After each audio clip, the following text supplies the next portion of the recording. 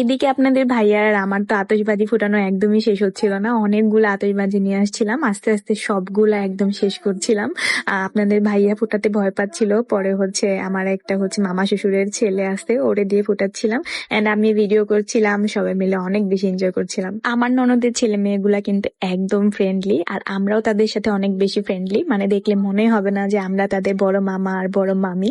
আমরা কিন্তু একদম ফ্রেন্ডের মতো মেশামেশি করি। আমরা মানে ওই রকম, ওরা ভাবে যে আমরা ওদের ফ্রেন্ড, আমরা ওই রকম ভাবি যে ওরা আমাদের ফ্রেন্ড।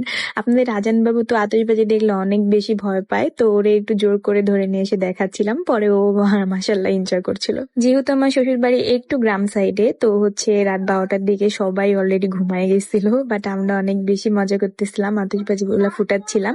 আমার মামা শ্বশুরদের ঘরের সামনে গিয়ে মানে আমার যে মামা শ্বশুরের ছেলে মজা করে ফুটাচ্ছিল, সেটা ভিডিও করছিলাম আর কি। তারপর আপনারা সবাই জানেন যে আমার হেয়ার প্রোডাক্টের পেজে একটা ডিসকাউন্ট প্লাস একটা গিফটের একটা ছিল, মানে স্বর্ণের একটা দুল আমরা উপহার করেছিলাম একজন লাকি কাস্টমারকে।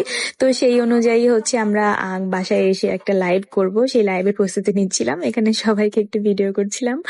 মাশাআল্লাহ আমার শ্বশুরকেও একটু ভিডিওতে নিয়েছিলাম, আমার শাশুড়িকে এন্ড আমার ননদের ছেলে মেয়েকে। এই